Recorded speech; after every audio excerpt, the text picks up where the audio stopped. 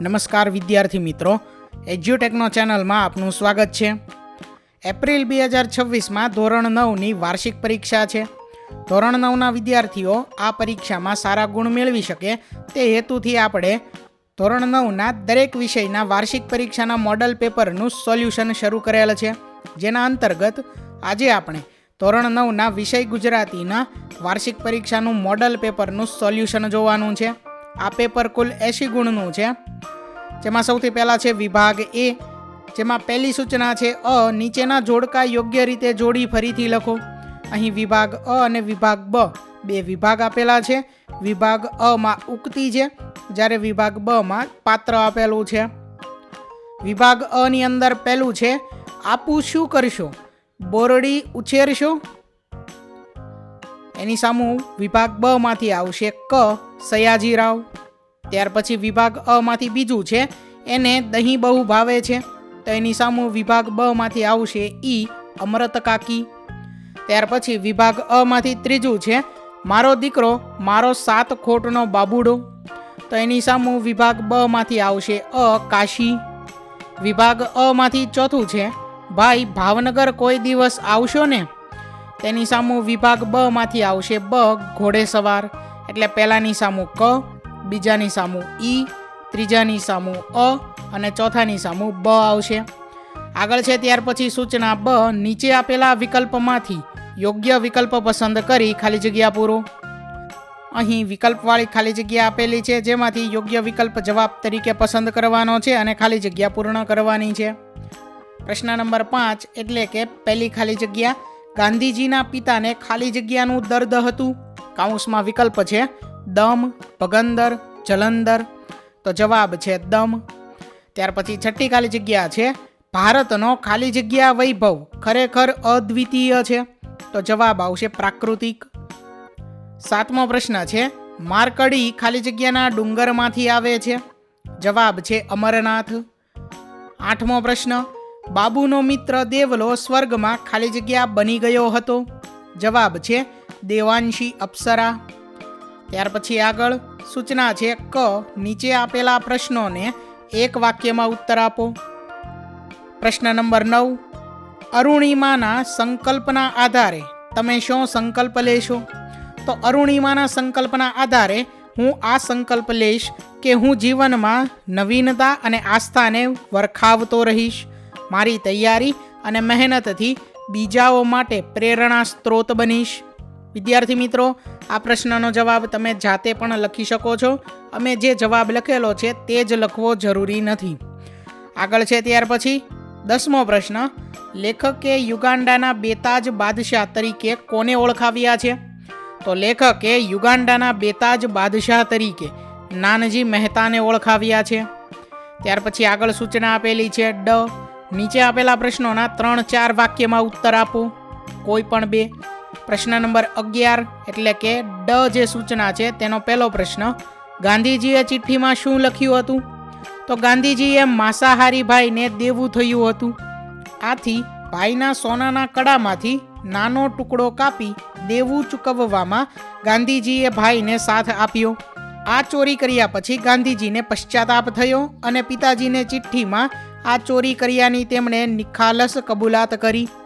ત્યાર પછી આગળ 12મો પ્રશ્ન છે અમરત કાકીએ દવાખાનામાં મંગુ માટે કરેલી ભલામણો નોંધો, તો અમરત કાકીએ દવાખાનામાં મંગુ માટે પરિચારિકાઓને આટલી ભલામણો કરી, મંગુને મૂંગા ઢોર જેટલું ભાન નથી, એ સૂકા રોટલો ખાતી નથી, સાંજે વાળુમાં રોટલો દૂધમાં ચોળીને આપજો, દૂધ ના હોય તો દાળમાં ચોળીને આપજો, એને દહીં બહુ ભાવે છે, દરરોજ તો ના બને પણ બીજે ત્રીજે દહાડે દહીં આપજો, એ માટે વધારાનો ખર્ચ થશે તે અમે આપીશું, જે એની ચાકરી કરતું હશે એને પણ રાજી કરીશું।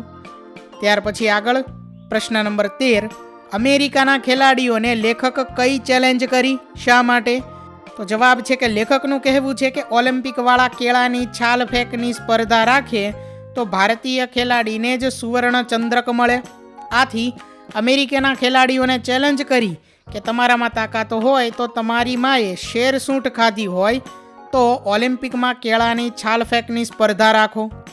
ત્યાર પછી આગળ સૂચના આપેલી છે ઈ, નીચે આપેલા પ્રશ્નોના સવિસ્તર ઉત્તર લખો, કોઈ પણ 2. પ્રશ્ન નંબર 14 એટલે કે ઈ સૂચના જે છે તેનો પહેલો પ્રશ્ન, ગોપાળ બાપાનું પાત્રાલેખન કરો.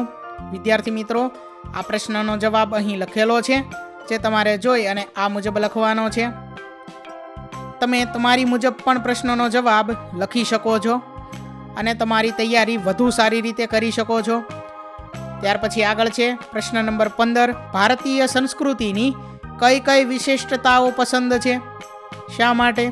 તો અમે અહીં જવાબ લખેલો છે કે ભારતીય સંસ્કૃતિની વિશેષતા એ છે કે એ મનુષ્યને એની પાતામાંથી માનવતા તરફ આગળ લઈ જાય છે. કારણ એ સંસ્કૃતિ વર્ધન છે. તેની પાસે સુંદર વિચાર વૈભવ અને આધ્યાત્મિક વિચાર સંપદા છે. ભારતીય સંસ્કૃતિએ શબ્દોની એક અખંડ પરંપરા જાળવી રાખી છે. શબ્દ શક્તિ અસ્ખલિત પ્રવાહ રૂપે વિકસિત થઈ છે. ભાષાઓ બદલાય છે, પણ આપણી જ્ઞાન પરંપરા ખંડિત થઈ નથી. ભારતીય સંસ્કૃતિએ સ્થળ કાળના ભેદો છતાં એકતાનું દર્શન કરાવ્યું છે. ભારત દેશમાં તુલસીદાસજી, નરસિંહ મહેતા, શંકરદેવ અને માધવદેવ જેવા અનેક ભક્તજનોએ આપણી ભારતીય સંસ્કૃતિને જાળવી છે. જે સંસ્કૃતિ વિભિન્ન ભાષાઓ અને અપાર વિવિધતાવાળા આ ભારત દેશને એક માને છે, એ જ આપણી ભારતીય સંસ્કૃતિની સિદ્ધિ અને વિશેષતા છે. ત્યાર પછી આગળ પ્રશ્ન નંબર 16, મહારાજા વજયસંઘજીની ઉદારતાને તમારા શબ્દમાં વર્ણવો. તો પ્રશ્ન નંબર 16નો જવાબ અહીં લખેલો છે, જે આ મુજબ તમારે લખવાનો છે. અહીં વિભાગ એ પૂર્ણ થાય છે. ત્યાર પછી આગળ છે વિભાગ બી, જેમાં સૌથી પહેલી સૂચના છે અ. નીચેના જોડકા યોગ્ય રીતે જોડી ફરીથી લખો. અહીં વિભાગ અ, જેમાં કૃતિ, અને વિભાગ બ, જેમાં સાહિત્યનો પ્રકાર આપેલો છે, તે જોડકા અહીં જોડવાના છે. વિભાગ અ માંથી પહેલું છે પુત્રવધુનું સ્વાગત, તો તેની સામું વિભાગ બ માંથી આવશે ઈ ગીત. ત્યાર પછી વિભાગ અ માંથી બીજું છે મરજીવિયા, તો એની સામું વિભાગ બ માંથી આવશે ડ સોનેટ. વિભાગ અ માંથી ત્રીજું છે રસ્તો કરી જવાના, તો એની સામું વિભાગ બ માંથી આવશે અ સાહિત્ય પ્રકાર. ત્યાર પછી વિભાગ અ માંથી ચોથું તેજમલ, એની સામું વિભાગ બ માંથી આવશે બ ગઝલ. એટલે પહેલાની સામું ઈ, બીજાની સામું ડ, ત્રીજાની સામું અ અને ચોથાની સામું બ આવશે. ત્યાર પછી આગળ સૂચના આપેલી છે બ. આપેલ વિકલ્પોમાંથી યોગ્ય વિકલ્પ પસંદ કરી ખાલી જગ્યા પૂરો. અહીં વિકલ્પોવાળી ખાલી જગ્યા આપેલી છે. પ્રશ્ન નંબર 5 એટલે કે પહેલી ખાલી જગ્યા છે સાંજ સમયે શામળીઓ ખાલી જગ્યા આવે. કાઉન્સમાં શબ્દ આપેલા છે ગોકુળ અને વૃંદાવન, તો આપણો જવાબ થશે વૃંદાવન. ત્યાર પછી પ્રશ્ન નંબર 6, કૃષ્ણ સુદામા ખાલી જગ્યાના આશ્રમમાં રહીને ભણતા. જવાબ છે સાંદીપની. 7મો પ્રશ્ન, માતાના સ્વપ્નોને દીકરી ખાલી જગ્યા પડીએ નીંદરમાં આંજતી. જવાબ છે રાત. ત્યાર પછી 8મો પ્રશ્ન છે ખાલી જગ્યાથી ના ડરે એ મોતને ડારી શકે. જવાબ છે જિંદગી. ત્યાર પછી આગળ સૂચના આપેલી છે નીચે આપેલા પ્રશ્નોના એક વાક્યમાં ઉત્તર આપો. જેમાં પ્રશ્ન નંબર 9 છે એટલે કે ક સૂચનાનો પહેલો પ્રશ્ન છે કામ કરે ઈ જીતે કાવ્યમાં શાનું મહત્વ પ્રગટ થાય છે. તો કામ કરે ઈ જીતે કાવ્યમાં પરિશ્રમનું મહત્વ પ્રગટ થાય છે. પ્રશ્ન નંબર 10, રદીફ અને કાફિયા કયા કાવ્ય સ્વરૂપને સુસંગત છે. તો રદીફ અને કાફિયા રસ્તો કરી જવાના કાવ્ય સ્વરૂપને સુસંગત છે. ત્યાર પછી આગળ સૂચના આપેલી છે ડ. નીચે આપેલા પ્રશ્નોના 3-4 વાક્યમાં ઉત્તર આપો, કોઈ પણ 2. જેમાં પ્રશ્ન નંબર 11 છે એટલે કે ડ માં પહેલો પ્રશ્ન છે તમારી પ્રિય ઋતુ કઈ છે, શા માટે? તો તેનો જવાબ અમે અહીં લખેલો છે કે મારી પ્રિય ઋતુ વસંત છે, કારણ કે આ ઋતુ કુદરતી સૌંદર્યથી ભરપૂર હોય છે. વસંતના આગમન સાથે જ ઝાડ વૃક્ષો પર નવા પાન આવે છે અને રંગબેરંગી ફૂલોએ પ્રકૃતિને સજાવી દે છે. આ ઋતુમાં તાપ પણ ન હોય અને ઠંડી પણ નથી હોતી, જેનું વાતાવરણ સુખદ લાગે છે. પક્ષી કે ઝુંડમાં મીઠા ગીતો ગાઈ પ્રકૃતિની સુંદરતા વધારતા હોય છે. વસંત માત્ર સુંદરતા જ નહીં પરંતુ આનંદ, તાજગી અને શાંતિ પણ લાવે છે. તે પ્રકૃતિનો તહેવાર લાગે છે જે દરેક જીવસૃષ્ટિને પ્રેરણા અને જીવંતતા આપે છે. આ કારણે વસંત મારી પ્રિય ઋતુ છે. ત્યાર પછી આગળ પ્રશ્ન નંબર 12, ઘરની અડવી ભીતો હવે શણગારથી કેમ શોભવા લાગી? તો જવાબ છે કે ઘરની ભીતોને પુત્રવધૂની આંગળીઓનો સ્પર્શ થયો એટલે ઘરની ભીતો આજ સુધી સૂની હતી, પરંતુ હવે પુત્રવધૂની આંગળીઓનો સ્પર્શ થતાં જ ભીતોએ જાણે સૌંદર્યના શણગાર સજ્યા હોય એમ શોભી ઉઠી. પુત્રવધૂના આગમનની એટલી પ્રબળ અસર પડી કે નિર્જીવ વસ્તુમાં પણ જાણે પ્રાણ પુરાયા. ઘરનું વાતાવરણ જીવંત બની ગયું. ત્યાર પછી આગળ પ્રશ્ન નંબર 13, મરજીવિયાને પ્રિયજનોએ કઈ શિખામણ દીધી? તો જવાબ છે કે મરજીવિયાને પ્રિયજનોએ શિખામણ દીધી કે તમે તમારું જીવન આમ નાહકનું શા માટે વેડફી નાખો છો? તમને સમુદ્રમાં જંપલાવવાની આ વિનાશકારી આંધળી બલા ક્યાંથી વળગી? આમ કહીને પ્રિયજનોએ સજળ નેત્રે મરજીવિયાને રોકવાનો પ્રયત્ન કર્યો. ત્યાર પછી આગળ સૂચના આપેલી છે નીચે આપેલા પ્રશ્નોના સવિસ્તાર ઉત્તર લખો, કોઈ પણ 2. પ્રશ્ન નંબર 14 છે, શ્રી કૃષ્ણ સુદામાનું વિદ્યાર્થી જીવન તમારા શબ્દોમાં લખો. પ્રશ્ન નંબર 14નો જવાબ અમે આ મુજબ લખેલો છે. તમે તમારી જાતે પણ આ જવાબ લખી શકો છો. આગળ છે ત્યાર પછી પ્રશ્ન નંબર 15, સ્ત્રીના સાહસ અને શૌર્યને પ્રગટ કરતો પ્રસંગ તમારા શબ્દોમાં લખો. તો વિદ્યાર્થી મિત્રો, પ્રશ્ન નંબર 15નો જવાબ અમે અહીં અમારા મુજબ લખેલો છે. તમે જાતે પણ આ પ્રશ્નનો જવાબ લખી શકો છો. આગળ છે ત્યાર પછી પ્રશ્ન નંબર 16, ટાંકણાના ઘા સહીને પંક્તિમાંથી તમને શું શીખવા મળે છે સમજાવો. તો આરસ પહાણ ટાંકણાના ઘા સહન કરે છે. એ એના ઘાથી ડરતો નથી કે તૂટી પડતો નથી. આથી આરસ પહાણ સુંદર શિલ્પને ધારણ કરી શકે છે. કવિએ આરસ પહાણના દ્રષ્ટાંતથી સમજાવ્યું છે કે માનવીય જિંદગી અડક આત્મવિશ્વાસથી જીવવાની છે. આવી વ્યક્તિ જ ગમે તેવી મુશ્કેલીઓમાં પણ હારી જતી નથી કે કોઈથી ડરી જતી નથી. એ મોત સામે પણ જજુમવા તૈયાર હોય છે. આવી વ્યક્તિ જ જીવનની વિકટ પરિસ્થિતિઓનો સામનો કરીને કંઈક પામે છે. ત્યાર પછી આગળ વિભાગ C, જેમાં સૌથી પહેલી સૂચના છે કે નીચે આપેલા શબ્દોની સાચી જોડણી લખો. તો અહીં પહેલાની અંદર સાચી જોડણી આવશે પશ્ચાતાપ. ત્યાર પછી બીજામાં આવશે અભિષેક. ત્યાર પછી આગળ સૂચના આપેલી છે નીચે આપેલા શબ્દોની સંધિ છોડો અથવા તો જોડો.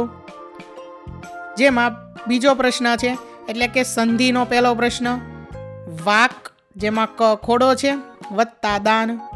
તો કાઉન્સમાં 3 શબ્દ છે, વાગુદાન, વાફદાન, વાગદાન. તો જવાબ આવશે વાગદાન.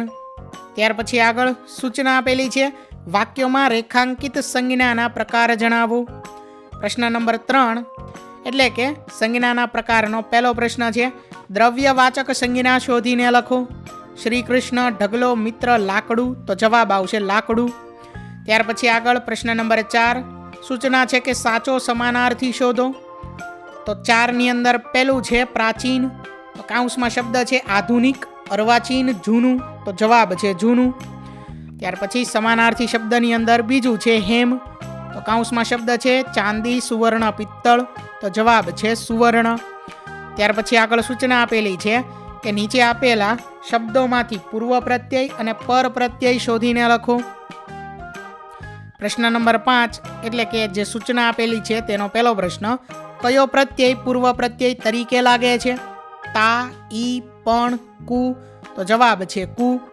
ત્યાર પછી આગળ સૂચના છે કે નીચે આપેલા શબ્દના લિંગ ઓળખાવો. છઠ્ઠો પ્રશ્ન એટલે કે આ સૂચનાનો પહેલો પ્રશ્ન છે નદી. તો જવાબ છે સ્ત્રીલિંગ. સૂચના છે ત્યાર પછી કે નીચે આપેલ પંક્તિનો અલંકાર ઓળખાવો. અહીં જે પંક્તિ આપેલી છે તે પંક્તિનો આપણે અલંકાર ઓળખવાનો છે. પ્રશ્ન નંબર 7 છે કે નીચેનામાંથી વર્ણાનુપ્રાસ અલંકારનું ઉદાહરણ કયું નથી? અ, પીગળે પીગળે પડછાયાના પહાડ. બ, મહારાજ મીઠા લીંબુ જેવા બોરને જોઈ રહ્યા. ક, પ્રભાશંકર પણિયારા પાસે ગયા. તો જવાબ છે બ, મહારાજ મીઠા લીંબુ જેવા બોરને જોઈ રહ્યા. ત્યાર પછી આગળ સૂચના છે નીચે આપેલા શબ્દનો સમાસ ઓળખાવો. શબ્દ છે રોકકળ. કાઉન્સમાં દ્વિગુ, દ્વંદ્વ અને તત્પુરુષ 3 સમાસના પ્રકાર છે, જેમાંથી જવાબ આવશે દ્વિગુ. ત્યાર પછી આગળ સૂચના આપેલી છે કે નીચેના વાક્યોમાંથી વિશેષણ શોધી પ્રકાર લખો. વાક્ય છે મેં ધ્રુજતે હાથે ચિઠ્ઠી પિતાજીના હાથમાં મૂકી. તો પિતાજીના હાથમાં આ સંબંધવાચક વિશેષણ છે. ત્યાર પછી આગળ સૂચના છે કે નીચેના શબ્દોના સર્વનામ લખો. પહેલું મંદિર જોયું. પહેલું તે દર્શક સર્વનામ છે. ત્યાર પછી આગળ સૂચના છે કે નીચે આપેલા તળપદા શબ્દોના શિષ્ટ રૂપ આપો.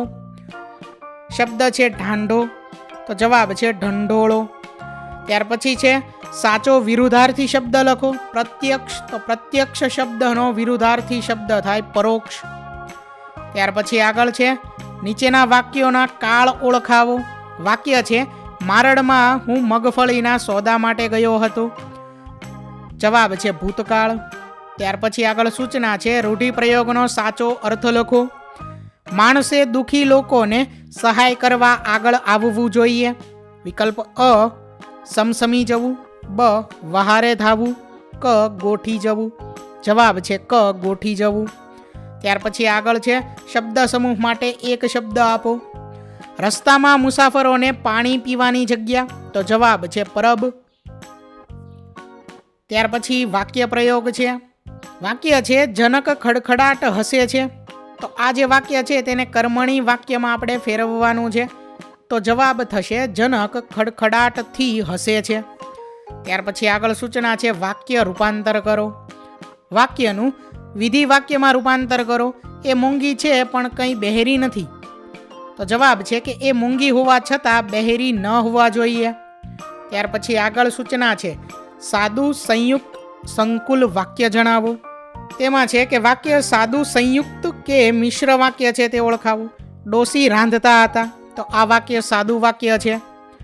સૂચના છે પછી નીચે આપેલા શબ્દોના ધ્વનિ છૂટા પાડો. શબ્દ છે બિંદુ, તો બિંદુ શબ્દનો ધ્વનિ છૂટા પાડીએ તો પહેલાં આવશે બ ખોડો, ત્યાર પછી વત્તા ઈમ, ત્યાર પછી દ ખોડો વત્તા રસ્વ ઉ.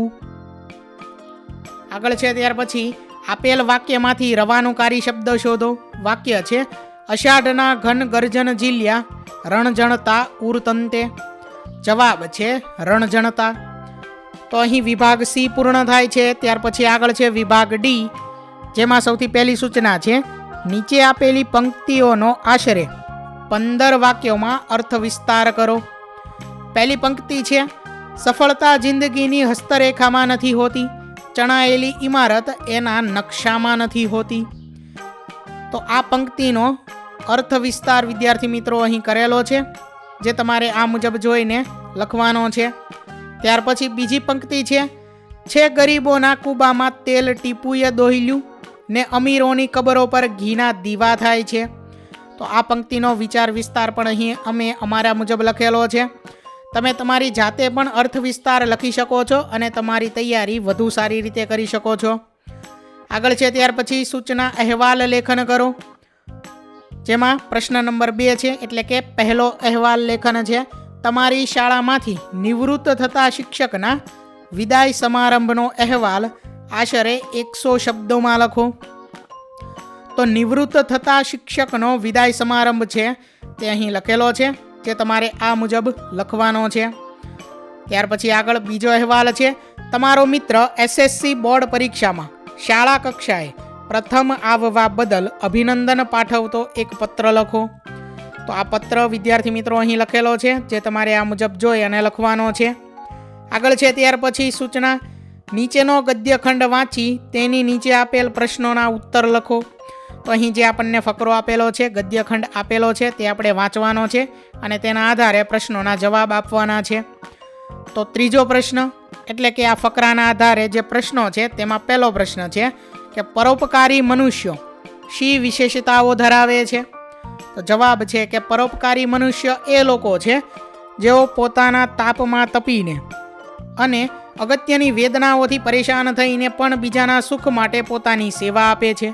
જેમ કે વૃક્ષો બીજાને છાંયડો અને ફળ આપે છે, તેમજ પરોપકારી મનુષ્ય પોતાના સંકલ્પ અને સદ્ગુણો દ્વારા અન્યના કલ્યાણ માટે પરિશ્રમ કરે છે. ત્યાર પછી ચોથો પ્રશ્ન, જીવવા ખાતર જીવવુંનો અર્થ ફકરાના આધારે લખો. તો તો જવાબ છે કે જીવવા ખાતર જીવવુંનો અર્થ એ છે કે જ્યારે માણસ માત્ર પોતાનું જીવવું માટે જીવે છે, બિનમૂલ્ય અને નિરર્થક રીતે જેમ જેમ કાગડો અને કૂતરો જીવે છે આ રીતે જીવવું, જીવનના ઊંડા અર્થને ન સમજવું અને માત્ર પોતાની જાત માટે જ જીવવું છે. ત્યાર પછી આગળ ત્રીજો પ્રશ્ન એટલે કે પ્રશ્ન નંબર 5, ગદ્યખંડના આધારે જીવનમાં તમે કયો સંકલ્પ લેશો? તો આ ગદ્યખંડ પરથી પ્રેરણા લઈને હું જીવનમાં સંકલ્પ લઉં છું કે હું સદાય બીજાના કલ્યાણ માટે કાર્યરત રહીશ. હું પરોપકારની શ્રેષ્ઠ માન્યતાઓને જીવંત બનાવવામાં અને મહેનત કરી બીજાને મદદ કરી મારું જીવન સાર્થક બનાવવાનો પ્રયાસ કરીશ. ત્યાર પછી આગળ પ્રશ્ન નંબર 6, ફકરાને આધારે જીવનનું સાર્થક્ય શેમાં છે? તો જીવનનું સાર્થક્ય એમાં છે કે આપણે બીજાની સેવા માટે અને સૃષ્ટિના કલ્યાણ માટે કામ કરીએ, જ્યાં અમે માત્ર પોતાનું જીવન ન જીવી પરંતુ અન્યના કલ્યાણ માટે પણ પોતાને અર્પિત કરીએ. આ રીતે આપણું જીવન સાર્થક અને ઉપયોગી બની શકે છે. ત્યાર પછી બીજું અહીં આપેલું છે, જેના આધારે આગળના પ્રશ્ન છે તે જોઈએ. પહેલો પ્રશ્ન છે કે આ કાવ્ય કોને સંબોધીને લખાયું છે? તેનો જવાબ છે કે આ કાવ્ય પરમાત્મા અથવા પ્રેરણા સ્વરૂપ દૈવી શક્તિને સંબોધીને લખાયું છે. કવિએ મહાનલ એટલે કે પરમાત્માને અનુરોધ કરે છે કે તે તેમને માત્ર એક ચિનગારી એટલે કે એક પ્રેરણા આપે જે તેમના જીવનને નવી દિશા અને ઉદ્દીપન આપશે. ત્યાર પછી બીજો પ્રશ્ન છે, ચિનગારી દ્વારા કવિ શું કહેવા માગે છે? તો કવિ ચિનગારી દ્વારા જીવનમાં એક મજબૂત પ્રેરણા અને ઉત્સાહની શ્રદ્ધા રાખી રહ્યો છે. તે માગે છે કે તેને એક એવી ચિનગારી મળે જે તેનો આત્મવિશ્વાસ જગાવે અને તેની મહેનતને સફળ બનાવે, જ્યાં જીવનમાં મુશ્કેલીઓ અને વિપત્તિઓનો સામનો કરી શકે. ત્યાર પછી આગળ ત્રીજો પ્રશ્ન છે, કવિએ પોતાનું જીવન શું કરવામાં ખર્ચી નાખ્યું? તો કવિએ પોતાનું જીવન મહેનતમાં, સંઘર્ષમાં અને દુઃખભરી પરિસ્થિતિઓમાં પસાર કર્યું છે. તે ચકમક લોઢું ઘસતા અને ઘણા તણાવોને સહન કરીને જિંદગી જીવતો રહ્યો છે. ત્યાર પછી આગળ ચોથો પ્રશ્ન છે, કાવ્યને યોગ્ય શીર્ષક આપો. વિદ્યાર્થી મિત્રો, અહીં અમે શીર્ષક ચિનગારી આપેલું છે. તમે આ જ શીર્ષક આપો તે જરૂરી નથી, તમે તમારી મુજબ પણ શીર્ષક આપી શકો છો. પ્રશ્ન 4નો જવાબ છે કે આ કાવ્યને યોગ્ય શીર્ષક ચિનગારી આપવું યોગ્ય રહેશે, કારણ કે કવિએ પોતાની મહેનત અને સંઘર્ષમાં એક જ પ્રેરણાની મહત્વતા બતાવવાની કોશિશ કરી છે. ત્યાર પછી આગળ સૂચના છે, નીચે આપેલા મુદ્દાઓના આધારે આશરે 200 શબ્દોમાં નિબંધ લખો. પહેલો નિબંધ છે અહીં ઋતુરાજ વસંત, જેના મુદ્દાઓ અહીં આપેલા છે, જેના આધારે અહીં અમે આ મુજબ નિબંધ લખેલો છે. આ જ નિબંધ લખવો જરૂરી નથી વિદ્યાર્થી મિત્રો, તમે તમારી મુજબ પણ નિબંધ લખી શકો છો. નિબંધનો ઉપસંહાર અહીં લખેલો છે. ત્યાર પછી અથવા કરી અને બીજો નિબંધ છે તહેવારોનું મહત્વ. તો તહેવારોના મહત્વ વિશેનો નિબંધ અહીં લખેલો છે. તમે તમારી જાતે પણ આ નિબંધ લખી શકો છો. ઉપસંહાર છે. ત્યાર પછી અથવા કરી અને ત્રીજો નિબંધ અહીં છે જાગ્યા ત્યાંથી સવાર. તે નિબંધ પણ અહીં લખેલો છે, જે તમારે જોઈ અને આ મુજબ લખવાનો છે. તો વિદ્યાર્થી મિત્રો, અહીં ધોરણ 9ના ગુજરાતી વિષયના વાર્ષિક પરીક્ષા માટેના મોડલ પેપરનું સોલ્યુશન પૂર્ણ થાય છે. વિદ્યાર્થી મિત્રો, આપેલા વિડીયોની જો તમારે પીડીએફની જરૂર હોય તો તમે આપણી એપ્લિકેશન સ્માર્ટ સાથી પરથી મેળવી શકશો. વિદ્યાર્થી મિત્રો, આપણી એપ્લિકેશન સ્માર્ટ સાથી પ્લે સ્ટોરમાં આવી ગઈ છે, જેની અંદર તમે બધા વિભાગ જોઈ શકો છો. તેની અંદર વિવિધ ધોરણ છે. ધોરણ ઉપર ક્લિક કરતાં વિવિધ વિષય ખુલશે. વિષય ઉપર ક્લિક કરતાં તેની અંદર આવતા પાઠ ખુલશે. તેની અંદરથી તમે પાઠ્યપુસ્તક પણ ડાઉનલોડ કરી શકો છો. તેની અંદર આપેલા પાઠમાં ક્લિક કરતાં તમે પાઠની પીડીએફ, સ્વાધ્યાયની પીડીએફ, સ્વાધ્યાયન પોથીની પીડીએફ, પાઠના વિવિધ વિડીયોઝ, સ્વાધ્યાયના વિડીયોઝ, સ્વાધ્યાયન પોથીના વિડીયોઝ બધું જોઈ શકો છો અને ડાઉનલોડ પણ માત્ર એક ક્લિકમાં કરી શકો છો. વિદ્યાર્થી મિત્રો, આપણી એપને સપોર્ટ કરજો, ડાઉનલોડ કરજો. થેન્ક યુ દોસ્તો. એજ્યુકટેકનો ચેનલ તરફથી વિડીયો નિહાળવા બદલ આપનો આભાર. આવા બીજા વિડીયોઝ નિહાળવા માટે અમારી યુટ્યુબ ચેનલ એજ્યુકટેકનો અત્યારે જ સબસ્ક્રાઇબ કરો. આભાર દોસ્તો.